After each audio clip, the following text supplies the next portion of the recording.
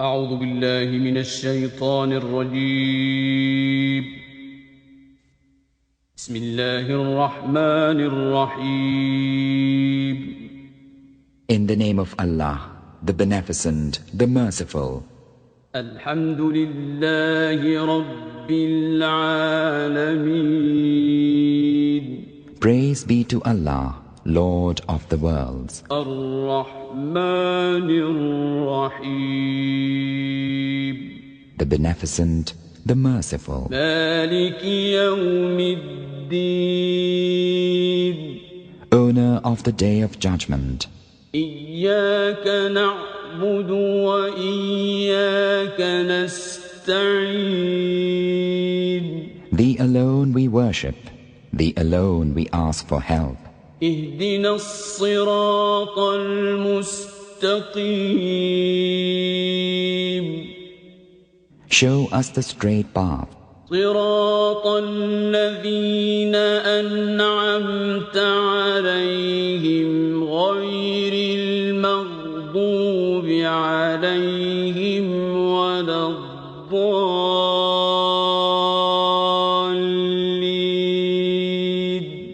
The path of those whom Thou hast favored, not the path of those who earn Thine anger, nor of those who go astray. بسم الله الرحمن الرحيم. اللهم كن لوليك الحجة ابن الحسن صلواتك عليه وعلى آبائه في هذه الساعة وفي كل ساعة وليا وحافظا وقائدا وناصرا ودليلا وعينا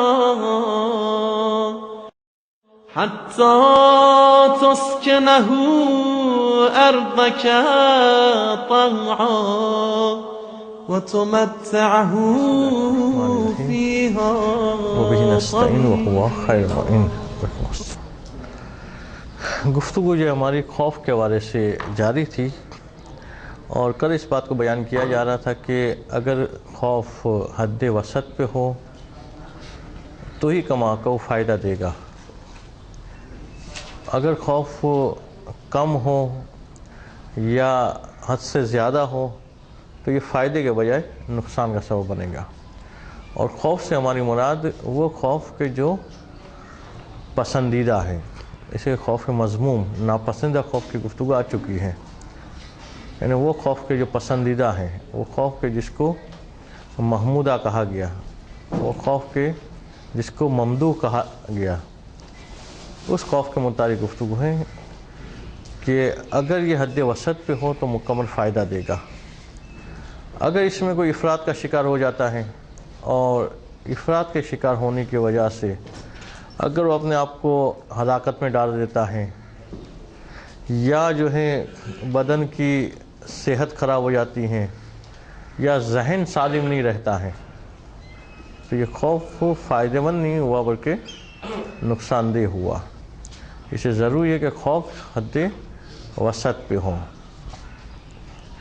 اس کے بعد کی جو گفتگو ہیں وہ اس حوالے سے ہیں کہ خوف ممدوح، یہ پسندیدہ خوف جو ہے، اس کو انسان کس طرح سے حاصل کر سکتا ہے، اپنے قلب میں کس طرح سے پیدا کر سکتا ہے. تو اس کے 3 طریقے مصنف بیان کر رہے ہیں کہ جس میں سب سے پہلا طریقہ یہ ہے کہ انسان یقین حاصل کرنے کی کوشش کرے ان تمام چیزوں کے بارے میں کہ جو شارع مقدس کی جانب سے ہمیں بیان کیا گیا ہے. قبر کے مراحل، قیامت کے جو مراحل ہیں، اور اس کے بعد جنت و جہنم، اور وہ تمام چیزیں کہ جو عقیدے کا حصہ ہیں اس کے اوپر یقین کی منزل جتنی زیادہ بلند ہوتی جائے گی، خوف اسی قدر جو انسان کے اندر پیدا ہوتا جائے گا. وہ یقین جس قدر کمزور ہوتا جائے گا، خوف بھی اسی مقدار میں کم ہوتا جائے گا. اس کا دوسرا طریقہ، اس میں وضاحت ہے جو عبارت میں آ جائے گی، کہ انسان کے لیے ضروری ہے کہ مرنے کے بعد جن کیفیات سے اسے گزرنا ہے اس کو اپنے تصورات میں اس انداز سے لائے کہ گویا اس عالم کے اندر، اس دنیا کے اندر وہ محسوس کر سکے کہ ان مراحل سے گزریں گے تو کیا کیفیت ہوگی. اس کا طریقہ کیا ہے وہ بھی انشاءاللہ عبارت میں آئے گا، کہ جس کے اندر باقاعدہ واعظ و نصیحت والا حصہ بھی اسی میں آ جائے گا. اور تیسرا طریقہ شاید آج نہیں آ سکے گا عبارت میں، تو اس کو کل ہی دیکھیں گے. تو دیکھیں عبارت صفحہ نمبر 159. فصل کے اوپر جو ہے وہ 7 لائن پہلے کی بحث تھی، اس کو دیکھ لیتے ہیں. بسم اللہ الرحمن الرحیم. فالخوف المحمود ما یفضی الی العمل مع بقاء الحیات و صحت البدن و سلامت العقل. کہ خوف محمود وہ والا خوف ہے کہ جو انسان کو عمل کے لیے آمادہ کرے، مگر عمل کے لیے آمادہ کرنے کے ساتھ ساتھ یہ 3 چیزیں بھی ہوں، کہ حیات باقی ہو، بدن سالم ہو اور عقل بھی سالم ہو. کہ بدن صحت مند رہے، عقل سالم رہے اور حیات باقی ہو. اس کے ساتھ عمل کے لیے آمادہ کرے. ایسا نہ ہو کہ اپنے آپ کو خوف زدہ کر دے اتنا کہ وہ جان سے چلا جائے، یا اتنا کہ بدن راغر ہو جائے، یا اتنا کہ ذہن سالم نہ رہے. تو یہ خوف وہ فائدہ مند اس کے لیے نہیں ہوگا. کہ فَإِن تَجَاوَزَ إِلَىٰ إِزَالَةِ الشَّيْءِ مِنْهَا فَهُوَ مَرَضٌ يَجِبُ عِلَاجُهُ. اگر خوف تجاوز کر جاتا ہے اور اس حد تک آگے بڑھ جاتا ہے کہ اس قسم کی کوئی چیز پیش آتی ہے، تو پھر تو یہ خوف ایک بیماری بن گیا اس کے لیے، اور اس کا علاج ضروری ہے. کہ خوف فائدہ مند نہیں ہوگا، بلکہ اس خوف کو مقام وسط پہ لانا پڑے گا. وَكَانَ بَعْضُ مَشَائِخِ الْعُرَفَاءِ يَقُولُ لِلْمُرْتَاضِينَ مِنْ مُرِيدِهِ الْمُلَازِمِينَ لِلْجُوعِ ایامًا کثیرہ. اس لیے کہ بعض جو ہیں وہ مشائخ عرفا، عرفانیات کے اساتذہ، یہ جو ہیں ان افراد کو کہا کرتے تھے کہ جو خوف کے مارے کھانا پینا چھوڑ دیتے تھے، پینا تو کم چھوڑتے تھے، کھانا زیادہ چھوڑ دیتے تھے، اور سمجھتے تھے کہ یہ خوف کا اظہار ہے کہ ہم جو ہے وہ خوف خدا رکھتے ہیں، یا خوف کی شدت کی وجہ سے خوراک بھی لینا چھوڑ دیتے تھے. ان سے یہ کہا کرتے تھے کہ احفظوا عقولکم، اپنے عقل کی حفاظت کرو. بھوکا رہنے کے بعد اس بھوک کا اثر جو ہے وہ عقل پر بھی ہوتا ہے. اگر انسان محسوس کرنا چاہے تو ماہ رمضان میں خصوصاً شروع کے روزوں میں اپنے شام کی کیفیت کو دیکھے وہاں، افطار سے پہلے کیا کیفیت ہوتی ہے، کہ کتنا جو ہے وہ چڑچڑاپن پیدا ہو جاتا ہے. اس کا مطلب یہ کہ بھوک جو ہے عقل پہ اثر کرتی ہے، تبھی جو انسان چڑچڑا ہو جاتا ہے. تو کہہ رہے احفظوا عقولکم، اپنے عقل کی حفاظت کرو.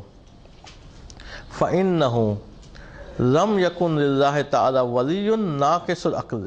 اس لیے پروردگار عالم کا کوئی ایسا ولی نہیں ہے کہ جو ناقص العقل ہو. اس لیے پروردگار عالم انہی لوگوں کو دوست بناتا ہے کہ جو عقل رکھنے والا ہو. اگر یہ بھوکے رہ کے اپنے عقل کو نقصان پہنچا دیا تو بھوکے رہے تو خدا کا دوست بننے کے لیے الٹا یہ کہ خدا کی دوستی حاصل ہوگی ہی نہیں. تو اگر افراد کا کوئی شکار ہوتا ہے اور کہتا ہے کہ میں چونکہ خدا سے خوف زدہ ہوں، چونکہ ہر وقت میرے ذہن میں قیامت کے ہولناکیہ ہے، تو خوراک بھی میں نے چھوڑ دیا ہے، تو یہ خود اس کے لیے نقصان دہ چیز ہو جائے گی. وما قیلا، وہ یہ جو کہا گیا کہ ان من مات من خوف اللہ تعالی مات شہیدا، یہ جو جملہ کہا گیا کہ جو آدمی خوف خدا سے مر جائے وہ شہید مرتا ہے. کیا مطلب اس کا یہ مطلب تھوڑی کہ اپنے دل میں خوف خدا اس شدت میں پیدا کرے کہ موت واقع ہو جائے تو وہ شہید مرے گا. مراد یہ کہ انسان کی موت کے وقت مختلف کیفیت ہوتی ہے. اس وقت اگر اس کی کیفیت یہ ہے کہ دل میں خوف خدا ہے اور اس خوف خدا کی وجہ سے پروردگار عالم کی نافرمانی سے وہ بچ رہا تھا، پروردگار عالم کی اطاعت کے لیے وہ آمادہ تھا، اگر اس کیفیت کے ساتھ مرا ہے تو اس کے لیے یہ رتبہ بیان کیا گیا ہے شہید کا.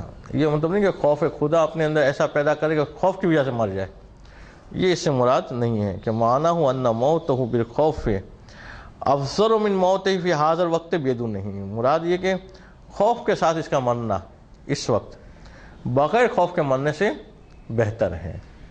کہ انسان اس حالم میں مرے کہ اس کے دل میں خوف خدا ہی نہ ہو، گناہ مسلسل جاری ہو، نافرمانی مسلسل جاری ہو اور پھر مر جائے.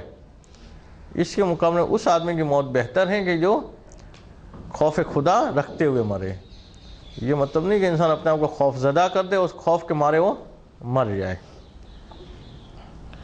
تو فہو بالنسبت الیہ فضیلتون، تو یہ اس اعتبار سے فضیلت قرار پائی. لا بالنظر الی تقدیر بقائہ و طول عمرہ فی طاعت اللہ و تحصیل معارف، اس اعتبار سے نہیں کہ خوف کے مارے مر جانا یہ بہتر ہے زندہ رہنے سے، یہ مطلب نہیں، بلکہ مسلم بتاتے ہیں کہ تحصیل معرفت کے لیے انسان کو کوشش یہ کرنی چاہیے کہ طول عمر اسے ملے.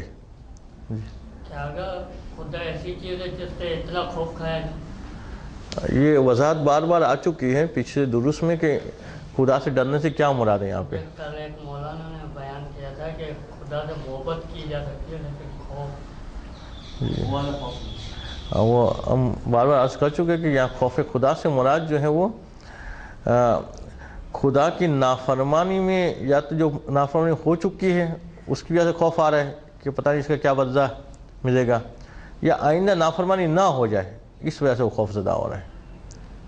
اور اگر مثلا وہ صدیقین میں سے ہیں اور معصومین میں سے ہیں تو پھر تو ان کا خوف جو ہے عصمت پروردگار عالم کی وجہ سے ہوگا. تو یہ خوف وہ والا خوف نہیں کہ جو دنیاوی چیزوں سے انسان ڈرتا ہے، وہ خوف نہیں ہے. تو مسلم اس بات کو واضح کر رہے ہیں کہ طول عمر، اسے کہ ایک ذہن میں تصور آتا ہے کہ بس جلدی پروردگار عالم کے پاس پہنچے، عمر جو ہے وہ مختصر ہو.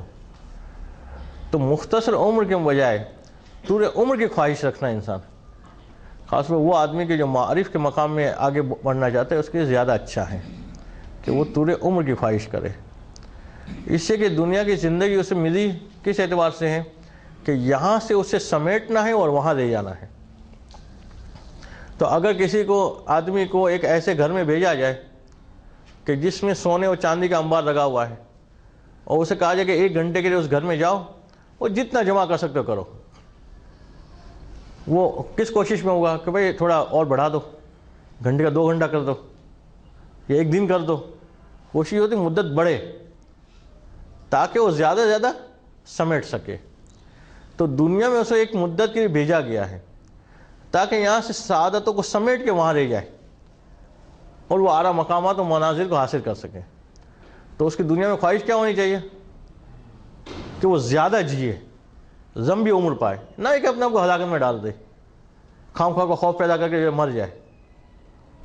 تو لمبی عمر کی خواہش کرنا، لمبی عمر کی کوشش کرنا، ہدف یہ ہوگا زیادہ زیادہ سعادت حاصل ہو، یہ جو ہے پسندیدہ چیز ہے. اور لمبی عمر کے لیے بنیادی چیزیں کیا ہیں کہ 2 چیزیں انسان کے ساتھ ہو تو لمبی عمر کا فائدہ ہے، ورنہ لمبی عمر اس کے لیے عذاب بن جاتی ہے. اگر آدمی 100 سال کی عمر میں پہنچ جائے اور نہ عقل ساتھ دے نہ صحت ساتھ دے تو 100 سال کی عمر میں کرے گا کیا وہ. تو لمبی عمر کے ساتھ ضروری ہے کہ اس کا ذہن سالم رہے اور اس کی بدن صحت مند رہے. تو پھر انسان کو لمبی عمر حاصل کرنے کے ساتھ ساتھ اس بات کی بھی کوشش کرنا بھی ضروری ہے کہ وہ لیکن اس کے ساتھ ساتھ یہ بھی تو خطرہ ہے نا کہ اس کا خوف دن بہ دن بڑھتا جائے گا کہ کہیں ایسا نہ ہو آج میرے سے کوئی گناہ ہو جائے، آج میرے سے کوئی گناہ ہو جائے. تو جیسے اگر لمبی عمر، اگر کم عمر ہوگی تو خوف کا وہ کم رہے گا، لیکن اب آہستہ آہستہ خوف بڑھتا چلے جائے گا کہ جیسے جیسے ٹائم گزرے گا اب اس کے دل میں خوف بڑھتا رہے گا کہ اب جو ہے وہ دن کا ہو سکتا ہے آنے والے دنوں میں میرے سے کوئی گناہ ہو جائے، ہو سکتا ہے آنے والے دنوں میں کہیں بھٹک جائے، ایمان کو خطرہ ہو جائے، بہت ساری چیزیں. ہاں تو یہ خوف جب تک رہے گا وہ گناہ سے بچتا رہے گا نا. मुनाफिक और खौफ भी तो बढ़ता है। बढ़ता रहेगा, बढ़ के कहाँ जाएगा वो? हद के अंदर रहता है तो कोई हद ही नहीं, जितना बढ़े। हद से बाहर चला जाए तो नुकसान होगा। वही ना, हाथ से बाहर तो हो सकता है चले जाए, आज जब उसकी उम्र बढ़ती रहेगी और खौफ भी उसके दिल में बढ़ता ही रहेगा उसके हिसाब से। हाँ, तो अब उसे ये कोशिश करनी चाहिए कि उसका खौफ हद से ज़्यादा ना जाए, बजाय इसके कि ये कोशिश करे कि जल्दी मर जाए वो कोशिश ये करे कि लंबी उम्र मिले और ये खौफ जो है हद वसत से आगे ना जाए। तो इसका इलाज करना चाहिए बजाय उसका इलाज करने के। तो इंसान को कोशिश करनी चाहिए कि उसे तूरे उम्र हासिल हो। और बाद दुआओं के अंदर भी ये जुमले मिलेंगे कि तवील उम्र की दुआ मांगी जाती है उसके अंदर। मगर तूरे उम्र फ़ायदा नहीं देती जब तक कि दो चीज़ें साथ ना हो। और आप बूढ़ों लोगों को देखते कि उनकी ज़िंदगी उनके लिए खुद अजाब बन जाती है अगर अक्ल सालिम ना हो और बदन सेहतमंद ना हो। तो अब फिर उसको कोशिश किस बात की करनी चाहिए कि बदन भी सेहतमंद रहे और अक्ल भी सेहतमंद रहे। तो अब बदन और अक्ल दोनों के जो खतरे वाली चीज़ है उससे उसको अपने आप को दूर रखना पड़ेगा। और खतरे वाली चीज़ों में क्या है? ये खौफ की ज़्यादती भी है कि खौफ अगर हद वसत से ज़्यादा होगा तो उसके बदन पे भी असर होगा, उसके अक्ल पे भी असर पड़ेगा। वैसे तो अभी जो बहस खौफ की हो रही हो ना, और मिसालें बनाने चाहे तो बना सकते हैं कि वो आदत है कि जिसकी वजह से इंसान की सेहत ख़राब होती है, या वो तौर तरीके के जो इंसान के अक्ल पे असर करते हैं। अपनी ज़िंदगी में उन चीज़ों को भी इंसान को निकालना चाहिए। ग़िज़ा में भी फिर वो लोग के जो वाकई चाहते कि मारिफ में आगे बढ़े और इसकी लंबी उम्र हासिल करे, वो अपनी ग़िज़ा में भी उन ग़िज़ाओं को पसंद करते कि जो उसकी बदन की कोई नुकसान ना पहुंचाने वाली हो, बल्कि बदन को जो है वो तंदुरुस्ती देने वाले ग़िज़ा हो और सेहतमंद रखने वाली ग़िज़ा हो, ताकि वो ज़्यादा से ज़्यादा वक्त जो है वो मारिफ के उसूल के गुजार सके। अगर महीने में 15 दिन बीमार रहता हो तो वो क्या मारिफ हासिल करेगा? क्या उसका जहन जो है वो शुरू में डायरेक्ट पागल तो पूरा नहीं बनता, अदवारी पागल हो जाए कि 6 घंटे पागल होता है और बाकी घंटों में सही होता है, तो 6 घंटे तो उसके रोज़ के कट गए। तो फिर उसकी कोशिश ये होती है कि पूरे उम्र के साथ साथ ये दोनों चीज़ों में भी इस्लाह करे अपनी, कि वो काम करे कि जिससे उसकी अक्ल की इस्लाह हो और वो काम करे कि जिससे उसके जिस्म की इस्लाह हो। अगर ये दोनों चीज़ें सही रहेगी तो तूरे उम्र होगी। इसका मतलब अब 3 चीज़ों की कोशिश करनी है इंसान को कि बदन सही रहे, जहन सही रहे और तूरे उम्र मिले। तो उसी की तरह मुस्लिम इशारा करते हैं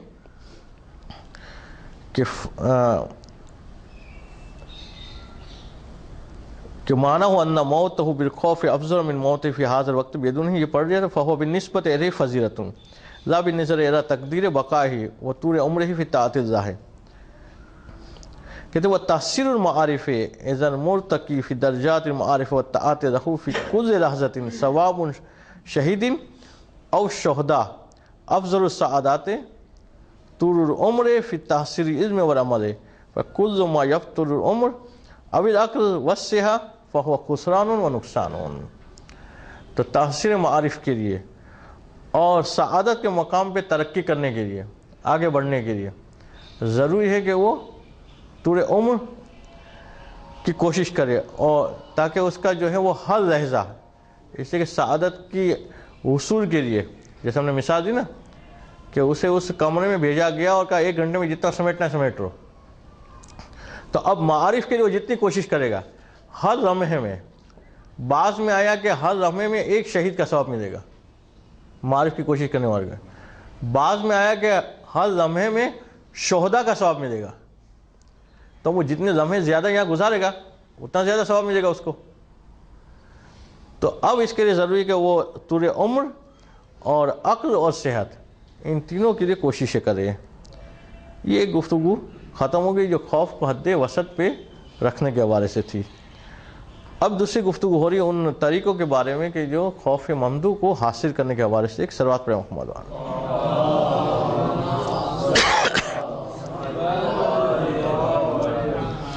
फस्ल तोरों को तहसीर खौफ ममदू है, तहसीर खौफ ममदू है वह जल बे ही तोरों कौन के खौफ ममदू को हासिल करने के चंद तरीके हैं। उसमें सबसे पहला तरीका الاول ان یجتہد فی تحصیل یقین، کہ وہ یقین کو حاصل کرنے کی کوشش کرے. اس لیے جتنا یقین زیادہ ہوگا اتنا خوف ہوگا. انسان جو ہے وہ کسی جانور کو دیکھتا ہے اور اس کو ہاتھ لگا رہا ہوتا ہے، اس کو معلوم نہیں ہوتا یہ کاٹ بھی سکتا ہے، اس کو خوف نہیں ہوتا ہے. پھر ایک آدمی آ کے اس کو بتاتا ہے کہ یہ کاٹنے والا ہے، اس کو تھوڑا سا خوف آتا ہے، وہ پھر بھی اس پہ ہاتھ لگا رہا ہوتا ہے. پھر دوسرا آ کے کہتا ہے یہ زہریلا ہوتا ہے، اب تھوڑا اور ڈر جاتا ہے وہ. پھر دو چار آدمی آگے اور یہ گواہی دیتے کہ ہاں یہ واقعی جو ہے وہ فلاں کو کاٹا تھا اور مر بھی گیا تھا وہ. اب اس انسان کا جو خوف اور بڑھتا ہے. تو یقین جیسے جیسے بڑھتا جائے گا خوف بڑھتا جائے گا. تو اسے کوشش یہ کرے کہ وہ تحصیل یقین کے مراتب کو طے کرے کہ اے قوت ایمان باللہ والیوم الآخر والجنت والنار والحساب والعقاب، کہ ان تمام عقائد کی جو چیزیں ہیں اس کے متعلق اپنے یقین کا اضافہ کرے. جتنا اس کا یقین بڑھتا جائے گا کہ کل مجھے پروردگار عالم کے روبرو کھڑا ہونا ہے اور اپنے کیے کا حساب دینا ہے، یقین بڑھے گا تو پھر وہ گناہوں سے خود ہی دور بھاگے گا. خوف پیدا ہوگا کہ اچھا مجھے جا کے یہ بھی بتانا ہوگا، اچھا مجھے جا کے یہ بھی کرنا ہوگا. اس کے دل میں خود ہی خوف پیدا ہوگا.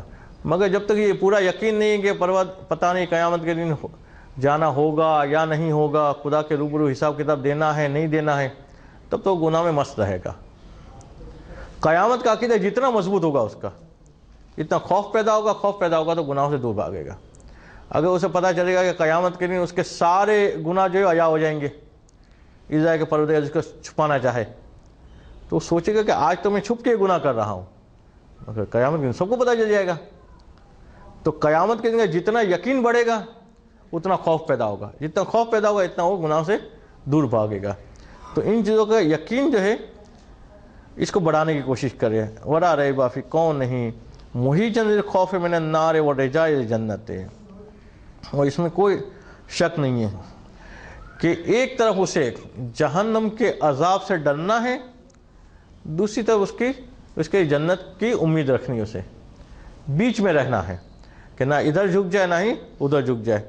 ثم الخوف والرجاء یؤدیان الی الصبر علی المکارہ والمشاق، اور یہ خوف و رجا جو ہے اسے صبر عطا کریں گے آنے والی مصیبتوں اور آنے والی پریشانیوں کے اوپر. اگر اسے یقین ہے کہ میں نے جو یہاں مصیبت اٹھائی ہے اس کا مجھے وہاں اجر ملنا ہے، تو یہ مصیبت اٹھانا اس کے لیے آسان ہو جاتا ہے. مگر اگر اسے یقین نہیں ہے کہ آیا اس کا اجر ملے گا نہیں ملے گا، تو یہ مصیبت اس کے لیے اٹھانا مشکل ہوتا ہے. ایک مزدور کو یقین ہے کہ آج یہ دن بھر جو مزدوری کروں گا شام کو مجھے اس کا عوض ملے گا، تو یہ دن بھر کی مزدوری اسے گرا نہیں گزرے گی. مگر اسے یقین نہیں ہے، وہ تو کہا یہ اسی آدمی آج واپس کام پہ رکھا ہے جو پیچھے بار دھوکہ دے گیا تھا کہ 500 کی بات کر کے پھر 50 روپئے دیے تھے. تو اب وہ دن بھر کام جو کرے گا وہ مصیبت جو اٹھائے گا وہ خوشی سے نہیں اٹھائے گا، اس میں مزہ نہیں آئے گا اسے. تو جتنا اس کا یقین بڑھے گا اتنا وہ مصیبت کو آسانی سے اٹھائے گا. تو جو چیز چاہے وہ مثلا فائدے والی ہے چاہے نقصان والی ہے، دونوں پہ صبر وہ اسی صورت میں کرے گا کہ جب اس کا یقین ہوگا. تو یقین بنیاد ہے اعمال میں صبر کی بھی. وَهُوَ إِلَى الْمُجَاهِدَةِ وَالتَّجَرُّدِ ذکر اللہ والفکر فیہ علی الدوام. اور اسی صورت میں جی ہاں یہ یقین اس کو اس لیے ہوا پہلے جو ہے مرتبہ اس کو جو ہے وہ پیسہ اس نے دیے تھے، آپ نے مثال بنائی کہ پہلے اس کو جو ہے وہ 500 بول کے 50 روپئے دیے تھے، لیکن اب کسی نے تو جنت دیکھی نہیں، کسی نے تو دوزخ دیکھی نہیں، اس چیز کا یقین ہوتے ایک الگ چیز ہے. مگر جنت کی جس نے آ کے خبر دی ہے اس کے بارے میں ہمارا یقین کیا ہے کہ اس نے کبھی جھوٹ بولا ہے؟ اگر اس نے جھوٹ نہیں بولا ہے تو جب ہم نے اس کو صادق مانا تو اس نے جو خبر دی وہ بھی صادق ہوگی. تو اب ہمارے یقین جتنا رسالت پہ بڑھے گا اتنا ان چیزوں پہ بڑھتا جائے گا. اسی خبر دینے والا صادق ہے تو وہ خبر بھی سچ ہوگی. اسی لیے کہا نا کہ عقائد کے تمام مراحل میں یقین بڑھانا ہوگا. معلوم بھی ہوتا ہے، یقین بھی ہوتا ہے کہ بھائی یہ جنت ملے گی یا جہنم بھی ہے، تو پھر بھی وہ لوگ گناہ کر رہے ہوتے ہیں. اس لیے وہ یقین سرسری ہوتا ہے، یقین حقیقی نہیں ہوتا ہے. یقین حقیقی ہو جیسے ہمیں پتہ ہے کہ یہ آگ جل رہی ہے سامنے، اور ہمیں یقین ہے کہ آگ جلاتی ہے. اب ہاتھ ڈالیں گے ہم اس میں؟ نہیں ڈالیں گے. مگر اگر مثلا آگ لگی ہو اور ہمیں لگ رہا ہے کہ یہ پتہ نہیں آگ ہے یا کچھ اور ہے، ایسا نہیں شیشے میں سے ایسی نظر آ رہی، تم ہاتھ ڈالنے کی کوشش کریں گے. تو وہ ایک سرسری یقین ہوتا ہے. وہ یقین ہوتا ہے عقیدے کے اعتبار سے کہ عقیدہ ہے کہ ایسا ہوگا، مگر دل میں راسخ نہیں ہوا ہوتا ہے. اگر راسخ ہو جائے تو گناہ سے دور بھاگے گا. جتنا یقین بڑھتا جائے گا اتنا انسان گناہ سے دور ہوتا جائے گا. جیسے نماز کے لیے آیا کہ نماز جو ہے وہ گناہوں سے بچاتی ہیں، فواحش سے دور کرتی ہیں. ان الصلاۃ تنہی عن الفحشاء والمنکر. تو ہم تو نماز پڑھتے ہیں، ساتھ میں گناہ بھی کرتے ہیں. تو کیا نعوذ باللہ ہم کہیں کہ آیت غلط ہے؟ آیت ہے نا، یہ حدیث ہے. آیت ہے نا، تو آیت غلط ہے. یہ آیت تو غلط نہیں ہے. تو پھر ہم جو نماز پڑھے وہ نماز ہے یا کچھ اور؟ یہ پھر ہمیں سوچنا پڑے گا. اسے آیت تو کہہ رہی ہے کہ نماز جو ہے گناہوں سے بچاتی ہے. ادھر نماز پڑھ کے ابھی ختم نہیں کی اور غیبتیں شروع ہو جاتی ہیں. بلکہ بعض لوگ تو نماز میں بھی بدگمانیاں کر رہے ہوتے ہیں. حتیٰ کہ یہ بھی سنا جاتا ہے کہ لوگ جس پیش نماز کے پیچھے نماز پڑھ رہے ہوتے ہیں، نماز میں اسی پیش نماز کی بدگمانی چل رہی ہوتی ہے. تو گناہ تو ساتھ ساتھ چل رہے. تو اب یہ کہا جائے کہ نماز تو گناہوں سے بچاتی ہے، کہاں بچا رہی ہے؟ وہ تو اسی نماز میں گناہ کر رہے ہیں. تو یا تو نعوذ باللہ کہہ کہ آیت غلط ہے، یا ہم کہیں کہ یہ نماز پڑھ رہا ہے، نماز نہیں ہے. تو یہ نماز تو ہے، یہ حقیقی نماز نہیں ہے. وہ والی نماز نہیں کہ جو گناہ سے بچانے والی ہے. وہ ویسا ہی ہے جیسے ہم واش روم میں گئے، شاور کھولا، سائڈ میں کھڑے رہے، باہر آ گئے، کم نہا کے آ گئے. تو نہائے نہیں، باتھ روم میں گئے تھے. صرف نہایا ہوتا تو شاور کے نیچے کھڑے ہوتے. تو وہ نماز میں داخل ہوئے، وہ نکلے. مگر وہ اتنے غافل ہوتے بعض اوقات کہ تکبیرۃ احرام پہ ہم متوجہ ہوتے ہیں اور سلام پہ خیال آتا ہے ایسے نماز ختم بھی ہو گئی. ویسے نماز ہوتی ہے. تو جیسے نماز ہوتی ہے ویسا فائدہ ہوگا. تو جس طرح سے یقین ہوگا، جس آدمی کو پتا ہے کہ نماز پڑھتے وقت خدا کے سامنے کھڑا ہوا ہوں، اس سے ہم کلام ہوں، تو وہ نماز پڑھ کے آئے گا تو اس میں چینجنگ آئے گی. اسے پتا ہوگا کہ واپس اسی خدا کے بارگاہ میں واپس جانا ہے مجھے. اس درمیان اگر میں نے گناہ کر دیے تو کس منہ سے جاؤں گا اس کے ساتھ؟ اب جانا تو ہے، نماز واجب ہے، جانا تو ہے، شکل تو دکھا نہیں خدا کو. اور اب شکل دیکھ کے کیسے جاؤں گا جب اسی کی نافرمانی کروں گا؟ جبکہ ہم دنیا میں دیکھتے کہ ایک آدمی کا ہم نے نقصان پہنچایا ہو تو 2-4 دن تو ملتے نہیں ہیں ہم اسے، کہ کیسے منہ دکھائیں ہم کہ اسی کو نقصان پہنچا دیا ہم نے. اب خدا کو تو واپس شکل دکھانی ہے، تو اس درمیان کیسے گناہ ہوگا، اس کی نافرمانی کیسے ہوگی؟ مگر اس وقت ہوگا کہ یقین ہوگا ہمیں کہ واقعی خدا کے سامنے کھڑے ہو کے ہم کلام ہو رہے ہیں. مگر وہ عبادتوں میں، اکثر عبادتوں میں یہ ہوتا ہے کہ ہماری بغیر روح والی عبادت ہوتی ہے. صرف اس کی شکل و صورت ہم بنا رہے ہوتے ہیں، حقیقت کو ہم درک نہیں کر پا رہے ہوتے ہیں. واجب تو انشاءاللہ ساکت ہو جائے گا، ثواب ملے گا نہیں ملے گا انشاءاللہ پتہ چلے گا قیامت کے دن. وجوب ساکت ہو جائے گا اگر شرائط اور اجزاء مکمل ہے. تو جو باقی شرائط کا بھی لحاظ کر بغیر وضو کے پڑھی تو نہیں ہوگی فائدہ، مگر یہ کہ باقی شرائط اجزاء پورے ہیں، واجب انشاءاللہ ساکت ہو جائے گا. کہ وہو الی المجاہدۃ والتجرد ذکر اللہ و فکر فیہ علی الدوام. اور پھر ایسا آدمی جو ہے وہ ذکر و فکر میں رکھ سکے گا جب یقین بڑھے گا. تو اب جس کو پتہ ہی نہیں کہ کل قیامت کے لیے فائدہ ہوگا نہیں ہوگا، وہ کیوں پوری رات جو ہے وہ جاگ کی عبادت کرے گا؟ یہ پتہ ہے کہ عوض ملے گا یا نہیں ملے گا. تو جتنا یقین بڑھتا جائے گا اتنا اس کا خوف جو ہے وہ بڑھتا چلائے گا. وَيَقْوِي دوام الذکر علی الانس. اور جب وہ ذکر میں دوام آئے گا تو یہ انس پیدا کرے گا. وَدوام الفکر علی کمال المعرفت. اور جب فکر دائمی ہوگی تو یہ معرفت کے کمال تک پہنچے گا. اور پھر یہ انس وَيُؤَدِّي الْأُنْسُ وَكَمَالُ الْمَعْرِفَةِ إِلَى الْمُحَبَّةِ. اور انس اور کمال معرفت سے محبت تک پہنچائیں گے. وَيَتَّبِعُهُمَا الرِّضَاءُ وَالتَّوَكُّلُ وَسَائِرُ الْمَقَامَاتِ.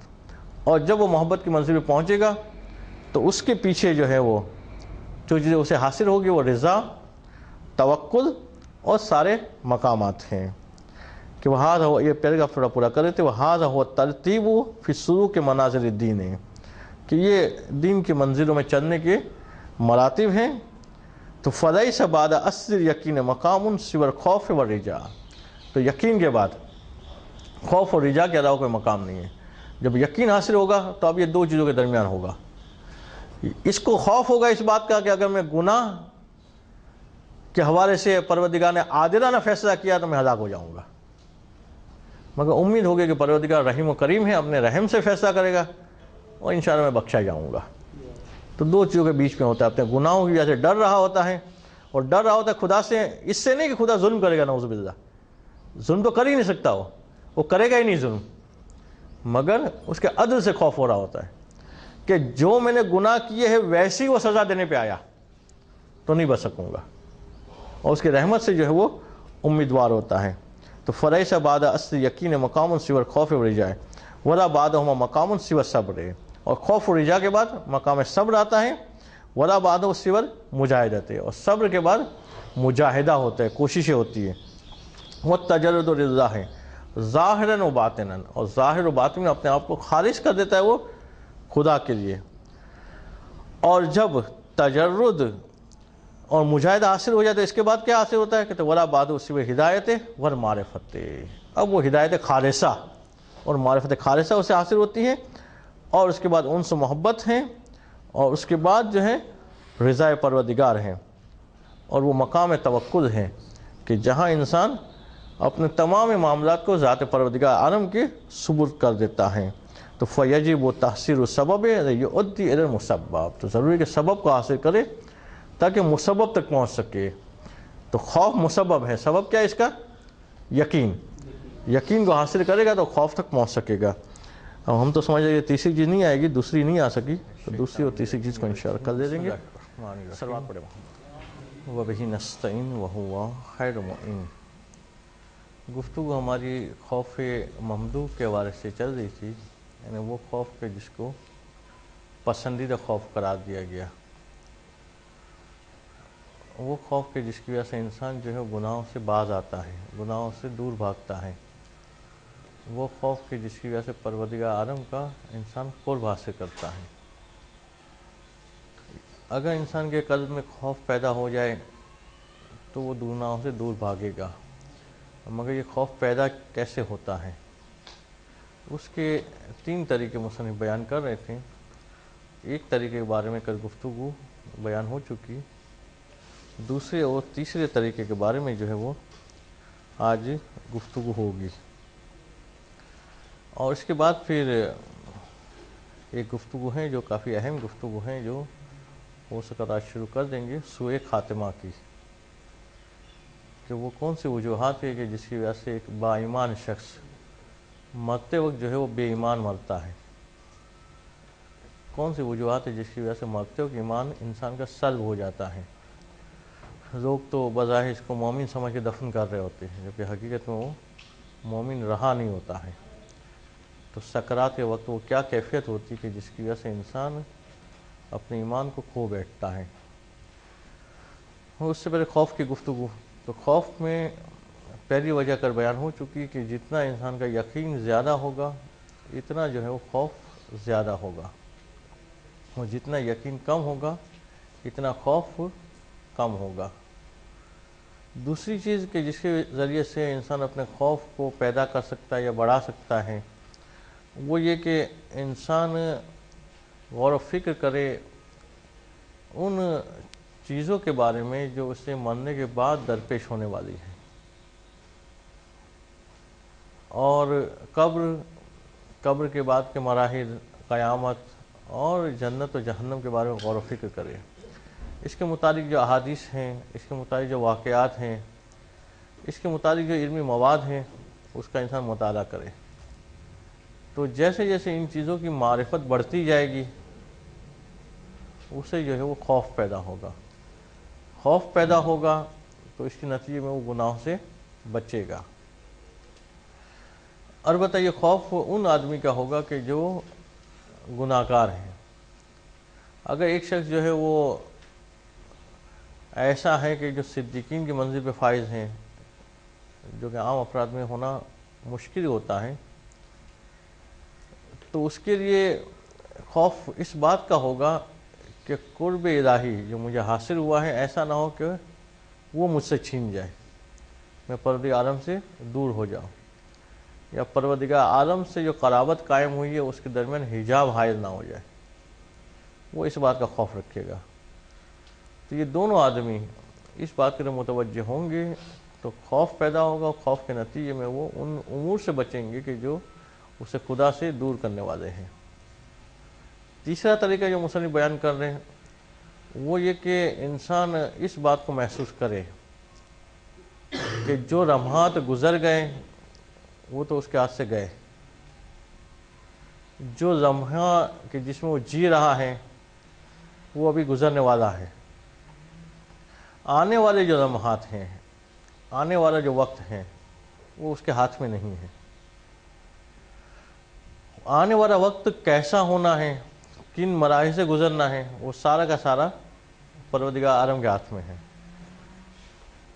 تو اب آنے والے وقت سے وہ بے خوف نہ ہو جائے، وہ یہ نہ سمجھے کہ آج میں اچھا ہوں تو کل بھی اچھا رہوں گا، یا آج میرے پاس دولت ہے تو کل بھی دولت رہے گی، یا آج میرے پاس شہرت ہے تو کل بھی شہرت رہے گی، یا آج میرے پاس علم ہے تو کل بھی علم رہے گا۔ آنے والے وقت سے خوف زدہ ہو، اور آنے والے وقت سے خوف زدہ ہو کر جو ہے گناہوں سے بچے، کہ ہر غلط کام کرتے ہوئے یہ سوچے کہ ایسا نہ ہو کہ یہ غلط کام سبب بنے کہ پروردگار مجھ سے ناراض ہو جائے اور فلانی نعمت مجھ سے چھین دے۔ اگر وہ یہ تصور کرے گا کہ خوف پیدا ہوگا، یہ خوف کا نتیجہ یہ ہوگا کہ برائیوں سے بچے گا۔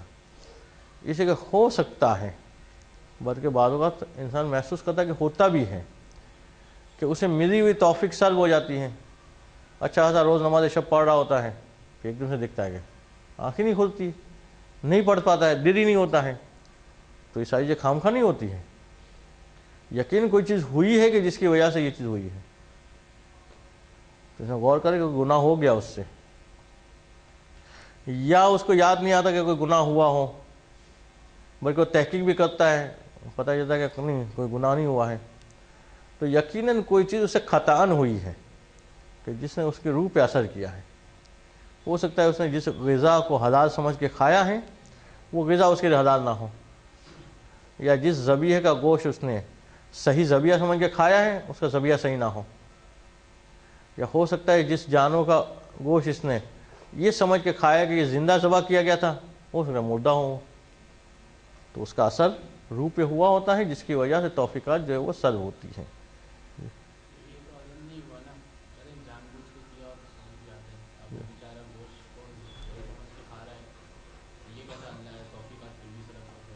دیکھیے یہ عدل اس حوالے سے ہو جائے گا کہ جیسے ہم پہلے مثال دے چکے کہ اگر انسان زہر کھاتا ہے تو اگر زہر ارادی طور پہ کھائے تو دو چیزیں ہوگی، گناہ بھی ہوگا اور مرے گا بھی۔ اگر پتہ ہی نہیں تھا وہ کھا لیا پھر کیا ہوگا؟ گناہ نہیں ہوگا مگر مرے گا ضرور، تو اثر وضیع اس کا ضرور ہوگا۔ تو اب اگر اس نے ایک ایسی غذا کھائی ہے کہ جو اس کے لیے حرام تھی، اسے پتہ تھا وہ کھاتا تو گناہ گار بھی ہوتا اور اس کا اثر بھی ہوتا، اسے توفیقات سلب ہوتی، مگر اس نے پتہ نہیں تھا وہ کھا لیا تو حرام تو نہیں ہوا، مگر وہ روح پہ جا کے اس کا اثر کرے گا۔ تو اب روح کو اگر اسے اثرات سے بچانا ہے تو وہ احتیاطی تدابیر بھی اپنانی پڑے گی کہ جس وجہ سے غلط والی چیز بھی جو ہے وہ غذا میں مطلب پیٹ میں نہ آ جائے۔ مشکل نہیں ہو جائے گا؟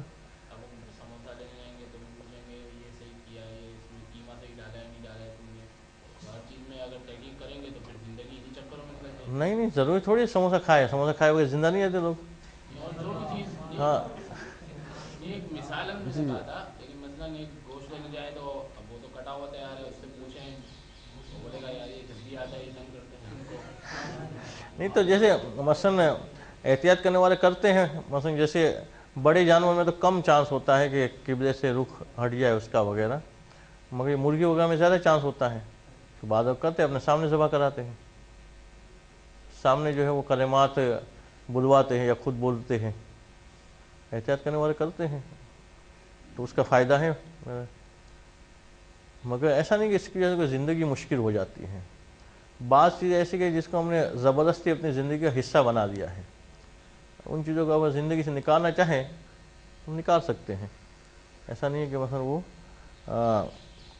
شادی میں جائے، عام طور پہ یہ پرابلم زیادہ تر شادی میں پیش آتا ہے، کیونکہ شادی میں زیادہ تر جو ہے وہ یوز چکن کیا جاتا ہے، اور اگر جس کو آرڈر دیا ہے اگر وہ دیندار ہیں پھر تو خیال کرتا ہے، ورنہ جو ہے وہ ایک ساتھ ہزار کے قریب تو مرغیاں ذبح کرنی پڑتی ہے، تو اس میں کہیں نہ کہیں بے احتیاطی ہو ہی جاتی ہے۔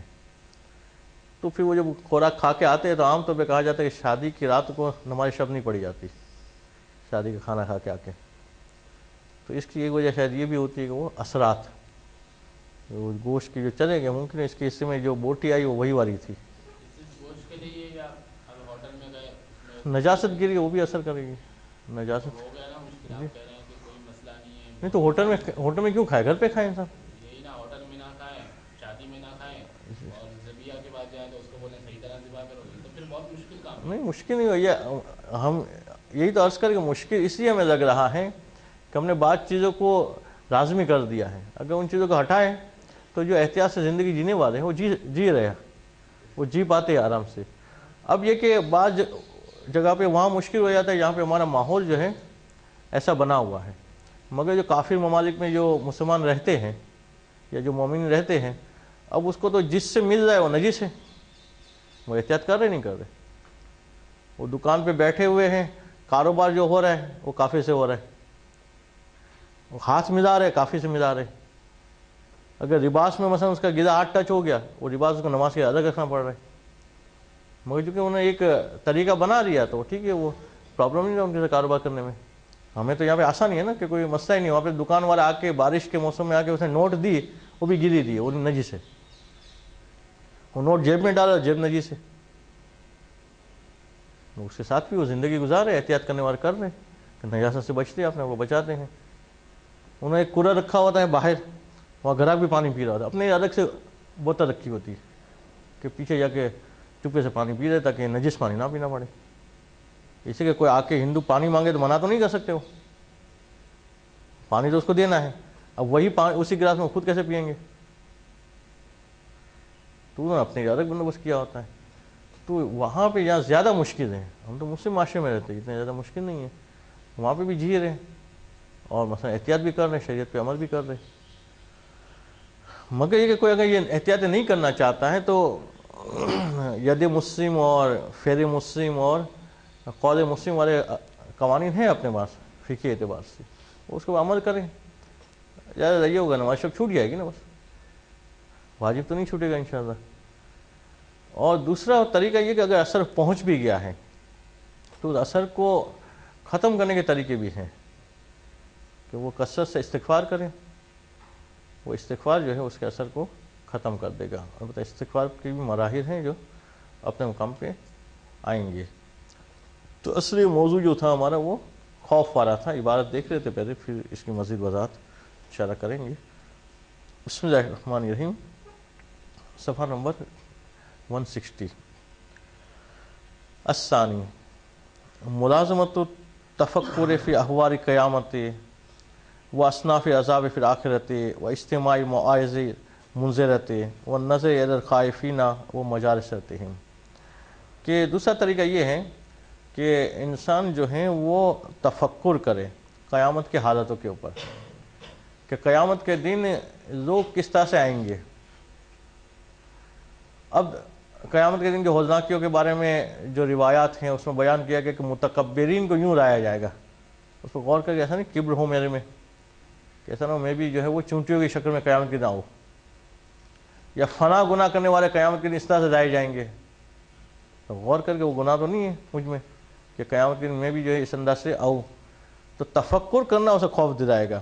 قیامت کے احوال میں، اصناف عذاب میں جو آخرت میں ہیں، خاص طور پہ معراج کی وہ حدیث پڑھے وہ، جس میں اللہ کے رسول نے مفصراً کیفیت بتائی تھی کہ لوگ کس کس طرح سے جو ہے وہ عذاب میں مبتلا تھے، اور پھر یہ بھی بتایا کہ فنا گروہ کو فنا والا عذاب فنا وجہ سے ہو رہا تھا، اس کو پڑھے وہ، اس کو غور کرے۔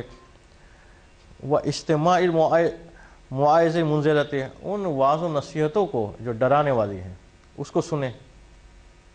उन मजलिसों में जाए कि जहाँ पे जो है पढ़ने वाला शख्स जो है वो अज़ाब इलाही से डराता हो, होलनाकिया बताता हो, क़यामत के दिन की, कब्र की, हालत बरज़क बताता हो, उन मजलिसों को वो अटेंड करें।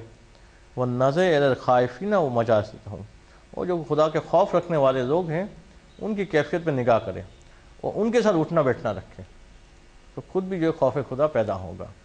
अगर उन लोगों के साथ बैठेगा कि जो बिल्कुल लापरवाह हैं, इनके दिलों में खुदा का खौफ ही नहीं है, जो बग़ैर डरे हुए गुनाह में मुब्तला होते हैं, तो फिर उसमें भी यही आदत आएगी।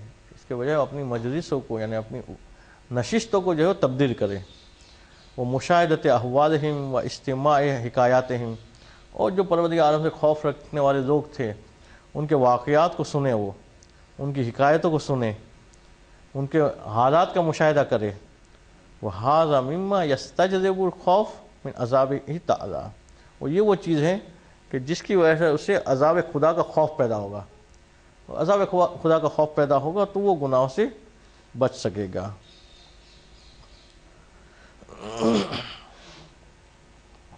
अब जो वो सीधा तीसरे पे आ गया, तीसरी सिफत के ऊपर कि अस्सालिसु, तीसरी तरीका कि जिसके ज़रिए खौफ पैदा होगा वो एक अन यतअम्मल फ़ी अन्नल वक़्फ़ अला कुन्हि सिफ़ातिल्लाहि फ़ी हय्यज़िल महाल व अन्न इहातता बिकुन्हिल उमूर लैसा फ़ी मक़दरतिल बशर, कि वो इस बात के ऊपर गौर करें कि परवरदिगार आलम की औसाफ को समझ पाना इसके बस की बात नहीं है, और उसके उमूर को समझ पाना ये बशर की कुदरत की बात नहीं है। इस बात को समझ ले, इसका मतलब वो ये जान ले कि अब इसके बाद जो ज़माना आने वाला है वो कैसा गुजरेगा, परवरदिगार उसके लिए क्या इरादा करेगा, वो खुद जो है वो समझ नहीं पाता।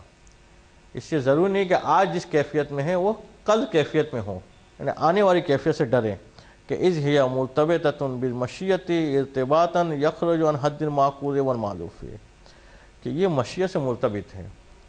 ये अक्ल में आने वाली चीज़ नहीं है कि हम कहें कि आज अच्छा है तो कल ही अच्छा होगा। कई अफराद को आप जानते होंगे कि जिनको आपने 10 साल पहले देखा था तो नेक व परहेज़गार थे, आज बिल्कुल चेंज हो चुके हैं। इससे बरक्स भी देखा होगा कि जिनको आपको 10 साल पहले देखा था तो दीन से कोई ताल्लुक ही नहीं था, नमाज रोज़े की बात ही नहीं करते थे, आज ना फकत है कि वो नमाजी बन के बल्कि जो है वो मदरसे में भी आ जाते हैं, तालिब भी बन जाते हैं। तो ये हालात मुतग़य्यर होते रहते हैं।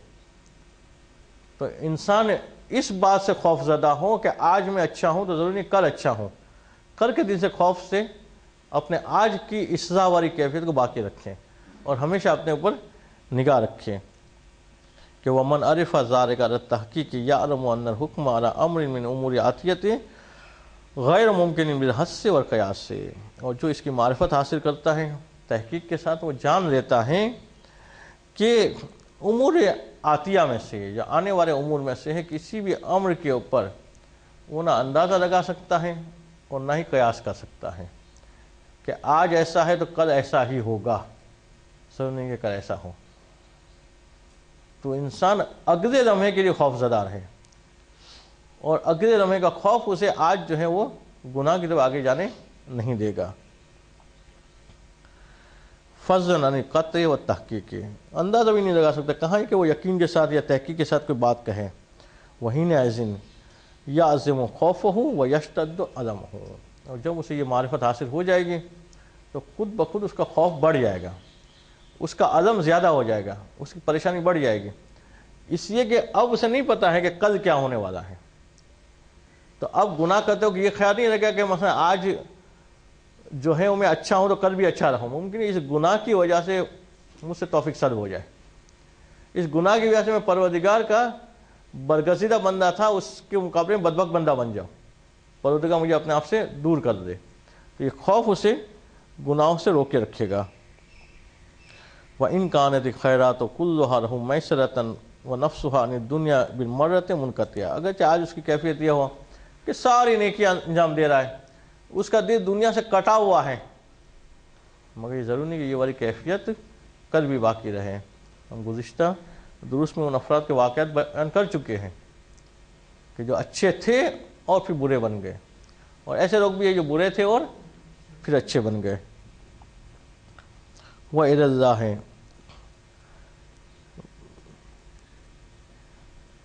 कि ये दुनिया से मुनक़ते हो गए थे और परवरदिगार आलम की बारगाह में ही इनके लिए इस बात का इम्कान है कि उसकी बारगाह में वो पनाह ले और अपने आप को जो है आइंदा के नुकसानात से जो है वो बचा के रखे। कि इस खतर व खातिमा व उसर सिबात रहक के मिम्मा ला युमकिन दफ़ू, इसलिए खातिमे का ख़तर है और साबित कदमी से रहना हक़ के ऊपर, ये उन बातों में से हैं कि ये ख़तरे को दफ़ करना। अगर कल हमारे हाथ में है ही नहीं तो उसके बाद में परेशान हो के अपना वक्त ज़ाया करना। कल हमारे हाथ में है नहीं, इससे परेशान इससे होना है कि इस भरोसे पे मतलब कि कल जो होना है वो तो होना ही है, हमारे हाथ में तो नहीं है। सही है। कल जो होना है वो तो होना है, ठीक है, हमारे हाथ में नहीं है, मगर कल जो होना है वो क्या होना ये तो हमें नहीं पता है। इसे अक्लमंद आदमी क्या करता है कि जो आज चीज़ है कोई तो उसको कल के लिए बचा के रखता है ताकि कल काम आएंगे। तो अगर आज नेक बना हुआ है तो इस बात से खौफजदा हो गया कल में बुरा ना बन जाओ, तो गुनाह कब तक डरेगा कि ऐसा ये गुनाह किया और ये नेकी मेरे हाथ से निकल जाए। यानी वो गुनाहगार जो इस आरज़ू पे गुनाह करते कि जवानी में गुनाह कर देते हैं, बुढ़ापे में तौबा कर देंगे, तो वो ये आरज़ू ना रखे कि बुढ़ापे में जो है इस काबिल रहेंगे कि तौबा कर सके। इसलिए यही नहीं पता कि वो ज़िंदा रहेंगे नहीं रहेंगे, और ज़िंदा रहे तो पता नहीं तौबा की तौफीक नसीब होगी नहीं होगी। तो कल के भरोसे में इंसान आज की नेकियों को ज़ाया ना करे बल्कि खौफज़दा रहें कि ऐसा ना हो कल जो है वो ये अच्छाई का मौका ना मिले और तौबा का मौका ना मिले।